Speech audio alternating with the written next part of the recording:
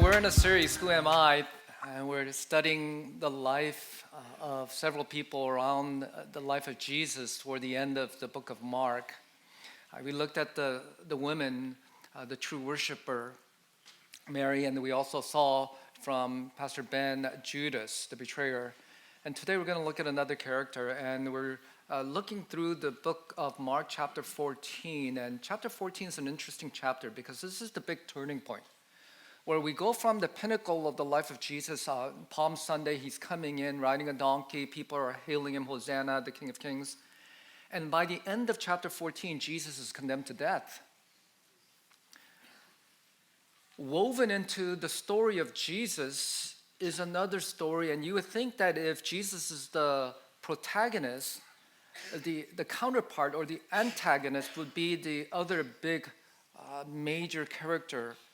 But what is interesting is this, that Jesus by name is mentioned 11 times in chapter 14. The antagonist Judas' name is mentioned only twice. There are two other major disciples, John and James. They're both mentioned just once. But there's another character, Peter, whose name is mentioned 8 times in chapter 14. And so, though Peter is not the protagonist or the antagonist, he is the reflective character. He's the bystander trying to figure out who Jesus is and really reflecting upon himself. Peter is mentioned on 5 different occasions in chapter 14, 4 by name and 1 by inference. And we're going to look at all of these 5, 3 more closely. And we're going to look at 3 locations in which these encounters happen: the mountain or the peak of the mountain, the slumber in the garden, and the failure by the fire. First, the peak in at the mountain. Peter is mentioned by name first in chapter 14, verse 27. The disciples had finished washing the feet and the Last Supper. They were at the Mount of Olives. The Mount of Olives overlooks Jerusalem. It's kind of on a peak. I've been there before, and this was near go time. They kind of sense that this is where Jesus makes the final move. Now, by this time, Peter had shown himself as like the alpha disciples. He was part of the inner circles in which the 3 disciples would go with Jesus in these more intimate settings of teaching and witnessing miracles. When Jesus asked, "Who do the people say that I am?" it's Peter who answered, "You are the Christ, the Son of the living God." When Jesus was washing the feet of the disciples, Peter vehemently said, "No, you shall not wash my feet." When Jesus said, "Well, if I can't wash your feet, you won't have anything to do with me." And Peter said, "Then wash all of me." He goes extra in that. And now let's look at chapter 14, verses 27 through 31. And in some ways, many people would think that this is the pinnacle of Peter's followership. And Jesus said to them, "You will all fall away, for it is written, I will strike the shepherd, and the sheep will be scattered. But after I am raised up, I will go before you to Galilee."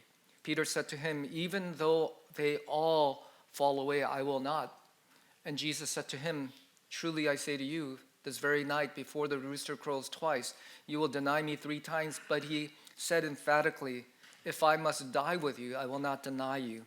And they all said the same thing. This is a courageous, bold call of commitment by Peter. This is the alpha dog disciple proclaiming his allegiance to Jesus. It's kind of like us going up to the front in an altar call saying, "I will die as a martyr for you, Jesus." This is the pinnacles of Peter's faith and followership. But what I'm going to make the case for is this. Although we see this as the pinnacle, the high point of Peter's faith, I'm going to actually say that it probably isn't.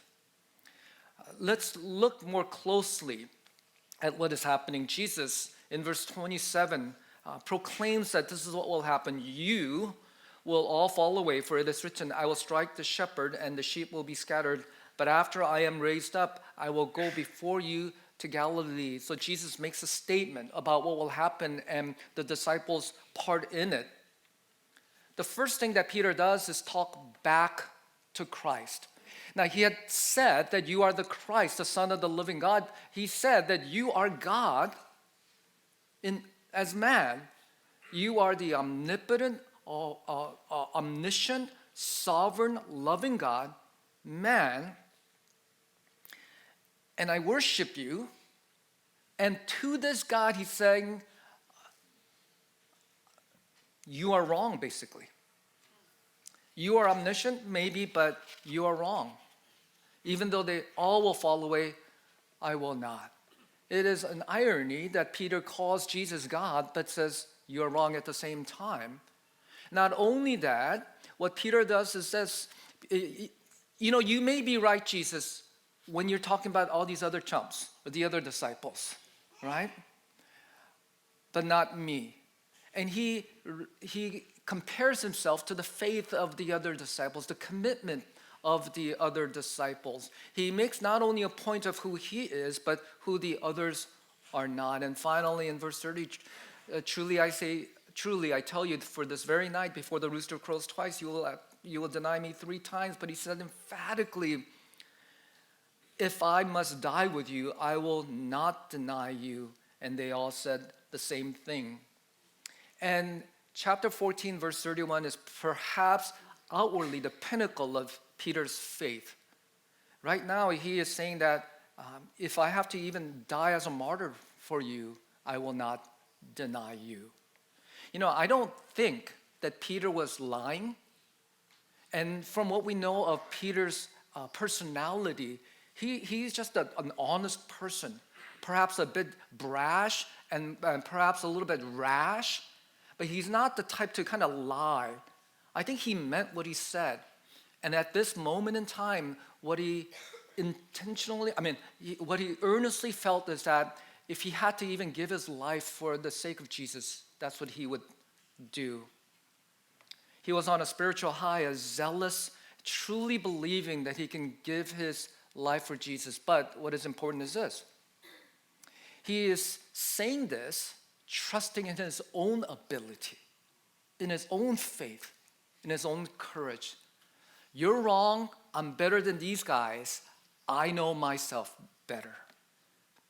At an initial glance, it might seem like the pinnacle of Peter's faith.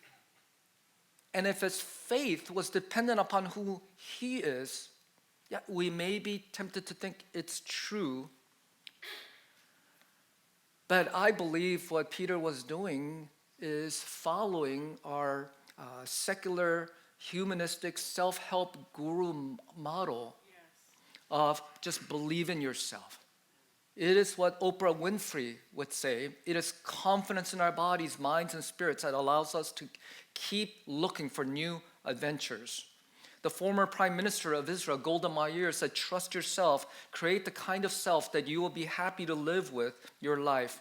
It is what Dr. Benjamin Spock, if you raise children, you might have had some of his books.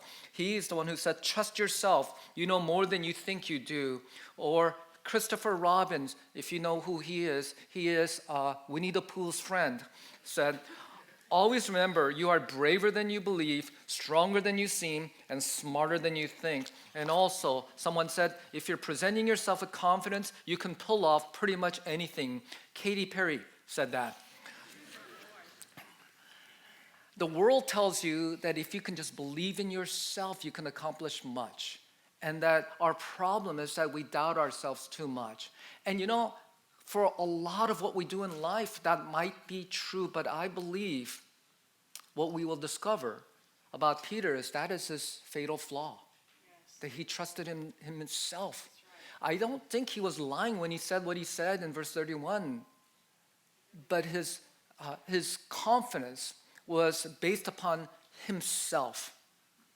And he was true to himself at the moment. And as many religious people would say, I'm going to try my best, and I believe I am obedient enough, faithful enough, I am zealous enough. But I believe this was his fatal flaw. The next location we get to is the garden. It's the Garden of Gethsemane.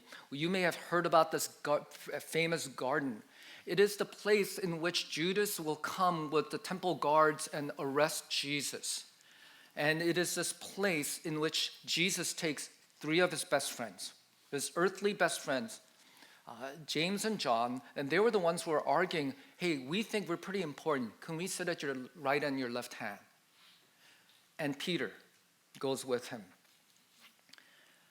In verse 32, and they went to the place called Gethsemane, and he said to his disciples, sit here while I pray. And Jesus' simple request is this. He separated these three from the rest, and I want you to come with me to the quiet of this garden. And I'm going to pray. Would you just be with me? And although Jesus was the Son of God, I want us to remember that Jesus was also the Son of Man, meaning he was fully God with all of the attributes of God, but fully human being with all of the inner turmoils and the agony that a human being will experience.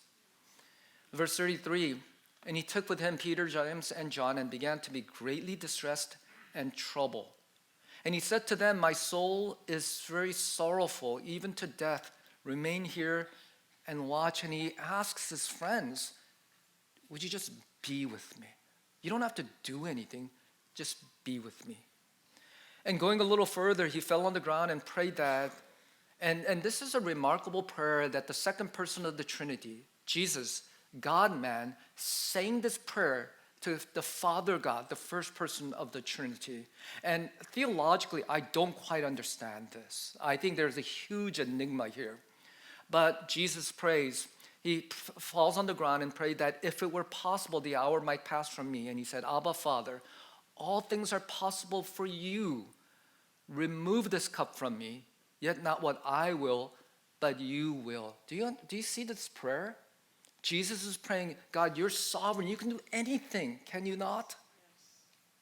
Yes. Is it possible that we can we can provide substitutionary atonement for the sins of all humanity without me paying the wrath of God upon my head? Is there a way for atonement to be accomplished without this happening? And he says, but your will, not my will. And I don't know how the second person of the Trinity can have a will that is different from the first person of the Trinity, but at this moment in time, he does. It's an agonizing moment. He knows that in a little while, he will be crucified. And oftentimes, the focus is on just the physical suffering of the cross. But we know at that moment in time that he will be torn from his Trinity union with God. Where are you, Father? He will say. Is there any way that I can be spared from this? But your will. It was a prayer of agony. And during this particular moment, the human Jesus asked his three friends, can you sit here and watch with me?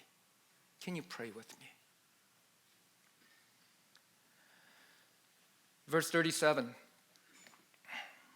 He came and found them sleeping. And this is not the first time that people have fallen asleep during prayer meetings, right? I don't know if any of you have ever been at an early morning prayer at 6:30 and maybe you had to be here because you're a deacon or someone forced you. And then we turn down the lights in 30 minutes, there's this music going on and you see some people getting on their knees and then you kind of check out for a while. I think I had good intention, that's good. Found them sleeping. And what doesn't come out in the English version of the Bible, and the reason it doesn't come out is because in English, the second person pronoun, you, could mean singular or y'all, right?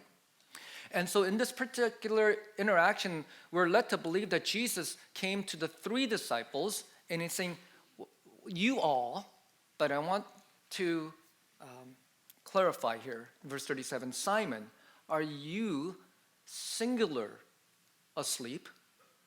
Could you singular not watch 1 hour? All three of the disciples were sleeping, but he points to Simon, who had just recently said, if I have to die with you, I will not deny you. You said you'd be willing to die for me, but you couldn't stay awake 1 hour for me? In my most time of need, you couldn't stay awake? There are times, I don't know about you, but I believe that just knowing this room, many of us in this room have at one point in time made great, grand promises to God. Remember that time in youth group when the preacher just was on fire and the lights went low and the music was playing, and they say, any of you want to devote your life to Jesus in some spectacular way, would you come to the front? And you came up, and I know a lot of our catapult students, that's what you did, I heard, this past retreat. I'm going to give my life to Jesus. Vocational ministry, maybe. Or some of you, or some of us, at a missions conference, when the speaker said, there are all these Christians who are comfortable in suburbia America. But what we need are people willing to go to the remotest parts of the world where it is dangerous and hard. Would you be willing to go wherever God calls you? Would you stand from your seat? And you're one of those who stood. Or you heard a talk on stewardship in which the speaker admonished us about how in America, in the West, we're so materialistic and selfish, while the global church is suffering. And that speaker admonished you to live more modestly, set a limit to how you will live and give the rest for global work. And you made that promise, these grand promises, and at the moment you meant it. And you felt really good about yourself. I am the person who made that commitment, that statement about missions, about vocational ministry, about stewardship. We do that, but a few days later, it is when the Holy Spirit prompts you on the smaller things. Will you forgive that person? He said, no, but that person hurt me. Would you open up the scripture and read? I don't want to be legalistic, so no. No, would you pray? God, I would, but I have to read these tweets and retweet them. Right? It's fascinating how we can make grandiose statements to God, but at the same time, just within hours or days, we whiff on these smaller acts of obedience. Jesus says something in verse 38, and he now directs this statement not simply to Simon, but to all of them, including us. Watch and pray that you, plural, may not enter into temptation. The spirit indeed is willing, but the flesh is weak. The flesh is weak. Your flesh is weak. He's saying, Peter, your intentions perhaps was good. You may have meant well, and you may not have been lying when you said what you said in verse 31. But your flesh is weak. You, believing in yourself, you are unable to fulfill that promise that you've made. Oftentimes we think of Peter's promise and his failure to be connected with his failure by the fire when he denies Jesus 3 times. But I'm going to say to you that his failure at the fire was prepared by his failure or slumber at the garden. Part of the reason why he failed at the fire is because he fell asleep at the garden. Yes. I think part of the reason why a lot of us fail when we get the big tests is because we haven't practiced in the small tests. We haven't been obedient to the small callings. I'm going to confess something, and I don't know if I should, but I'm going to do it. Okay, thank you. You gotten permission. A long time ago, we were practicing softball, and there was a little girl at practice, and she kind of knew me, and she made the statement, Pastor Steve, yes, did you become a pastor because you couldn't find a real job?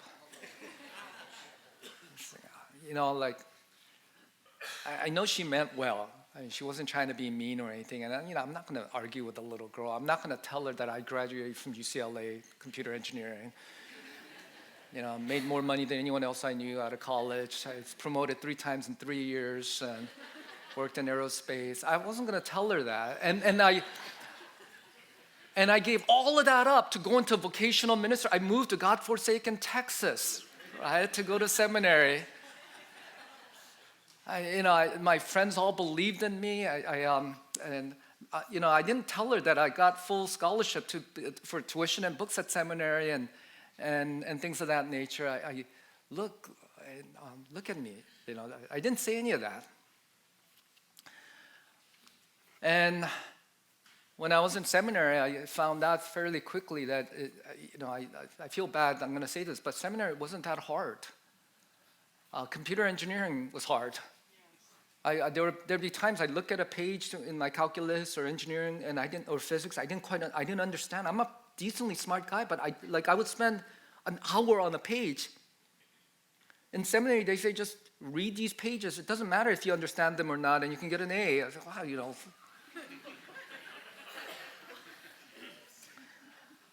I thought, well, if I get a B because I just didn't have time, but I'm going to ace seminary. I was pretty confident in my spirituality. One day, I took a class at Dallas Theological Seminary, THM program. I took a class on prayer. And when I got the syllabus, I did what I normally do. I take all my syllabi, and I compile them into one big syllabi. And I'm pretty organized, so I know exactly what I have to do every week and such. And what is interesting about this class on prayer is that you can get an A if you just read these books, write these papers, no problem. And then they had this third requirement where you have to pray like X amount of minutes every day, and depending on how many minutes you pray every day, you can get an A, B, or C, right? And I got the syllabus, and I got no problem. It's me, and I'm Korean too, and Koreans are known for praying, so it's probably in my genes. And I looked at the time and I prayed like that, often. And so the class began, and first week, and I'm like, second week, one day I miss, and third week, a few more. And I start to realize that. And, I may not be that disciplined in prayer, but I'm pretty high integrity. I'm not going to lie. I'm not going to I'm thinking about prayer while, doing other things. And so after about third week, I realized I'm not going to ace prayer.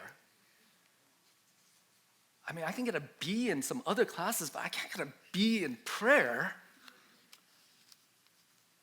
And so I dropped prayer.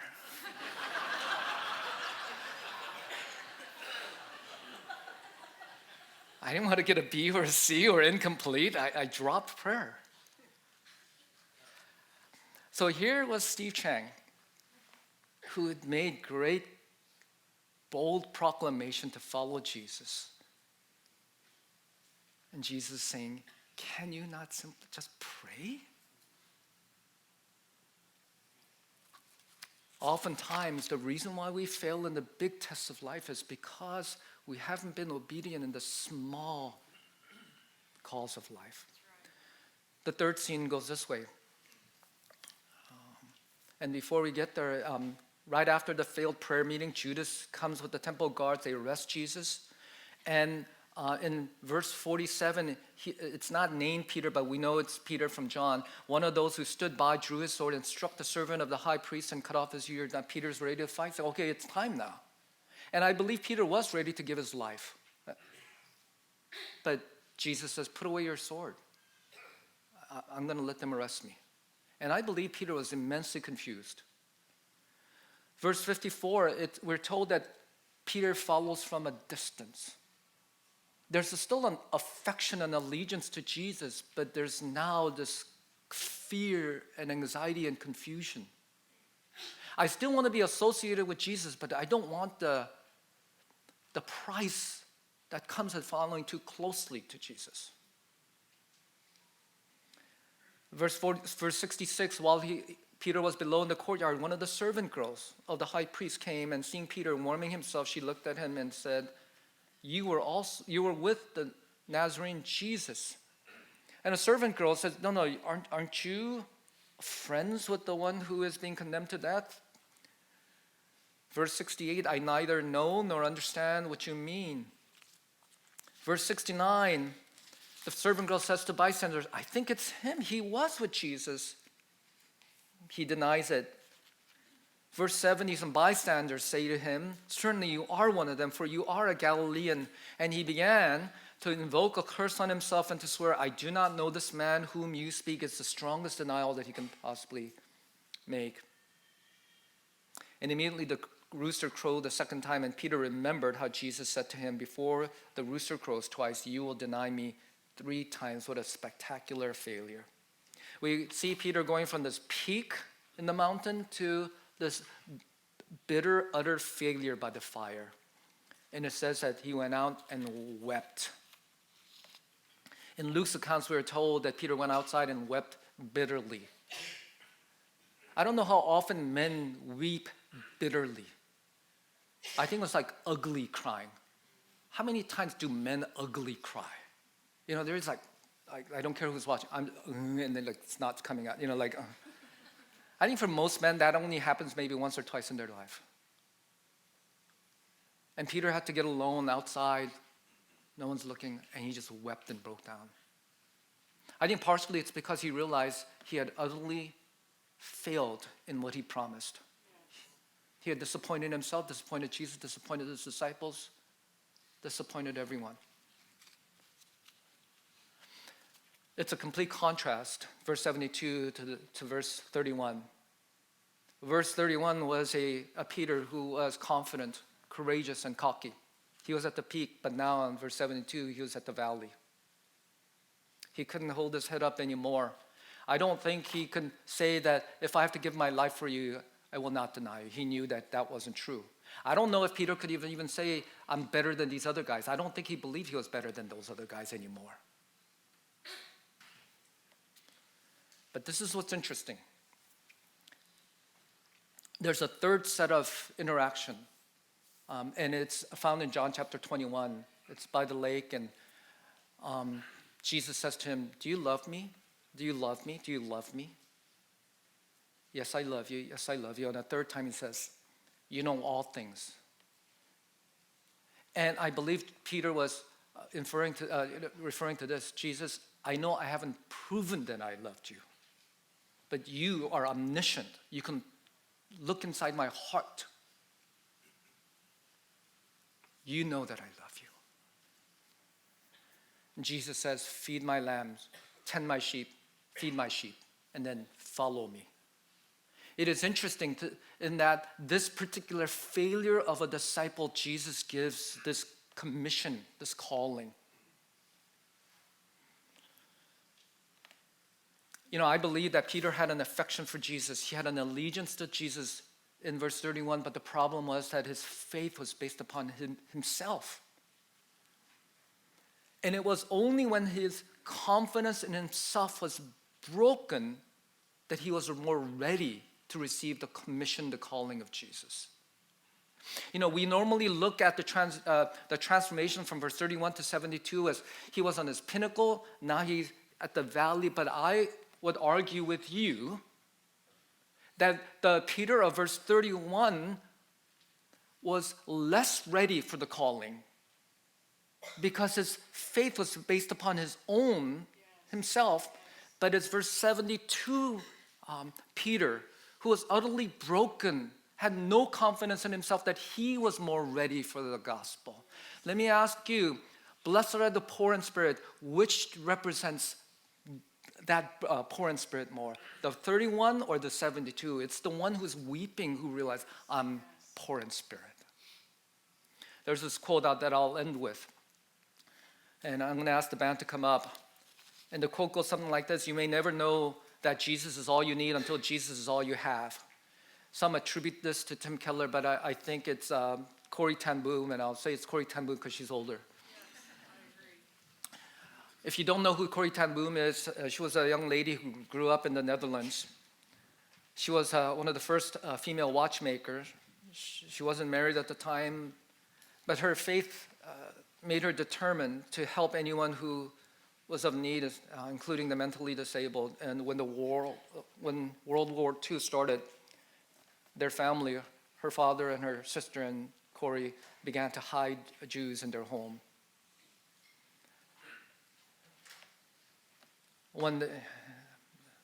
At the age of 23, she and her sister were captured and sent to the concentration camps. Her sister, right before she died, said to Corey, "There is no pit so deep that God is not deeper still." After her sister's death, 15 days later, Corey was released by a clerical error. And about a week after she was released, all the other ladies around her age at that time were put into the gas chamber. It was this Corey Tan Boom who had nothing. She's the one who said, "You may never know that Jesus is all you need until Jesus is all you have." Listen, if you're here today and you can identify with the Peter of verse 72, you realize that you're not smart enough, strong enough, faithful enough, obedient enough. You're utterly broken.